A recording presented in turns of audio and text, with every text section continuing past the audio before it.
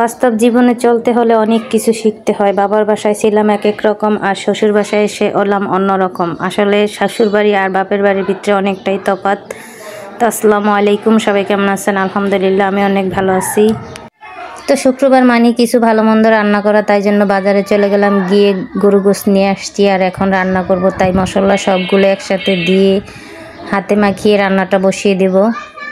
যেহেতু রান্নাবান্না দেরি হয়ে যায়, তাই জন্য তাড়াহুড়া করতে হয়। তো এখানে আমি সব ধরনের মশলা দিয়ে এখন পেঁয়াজ তেল দিয়ে ভালো করে এটা হাত দিয়ে মাখিয়ে নিয়েছি। আর এখন পরিমাণ মতো পানি দিয়ে এটাকে বসিয়ে দেব।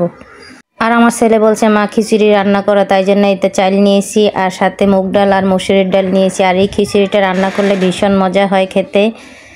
আর আমি সবসময় এভাবেই খিচুড়ি রান্না করি। তো এই তো আপনাদের সাথে কথা বলতে বলতে আমার মাংস এই দিক দিয়ে কষানো হয়ে গিয়েছে। আর এখন আমি এটাতে আলু দিয়ে ভালো করে আবার কষিয়ে নেব।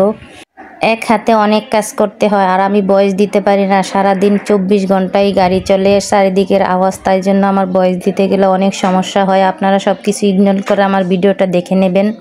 তো এই দিক দিয়ে মাংস কষানো শেষ হয়ে গেছে, পরিমাণ মতো পানি দিয়ে দিলাম। আর এখন বসাবো আমি খিচুড়ি। আর খিচুড়ির জন্য আগে আমি মশলা দিয়ে তারপর পেঁয়াজ দিয়ে দিলাম। এখন আদা রসুন দিয়ে ভালো করে একটু কষিয়ে নেব।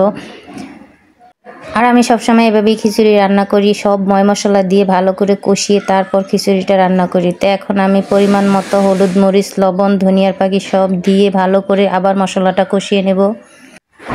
তো এখন আমি এই তো সব ময় মশলা দিয়ে দিলাম, এটাকে আমি ভালো করে এখন কষিয়ে নেব একটু পানি দিয়ে। আর আমি সবসময় এভাবেই খিচুড়ি রান্না করি, আপনারা এভাবে অবশ্যই খিচুড়ি রান্না করে দেখবেন, ভীষণ মজাদার ও লোভনীয় হয় খেতে।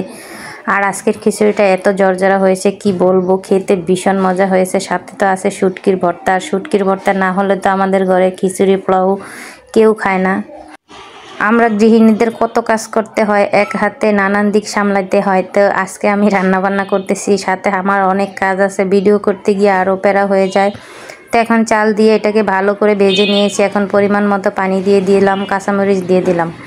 আর আমি চাল নিয়েছি প্রায় 3 পট।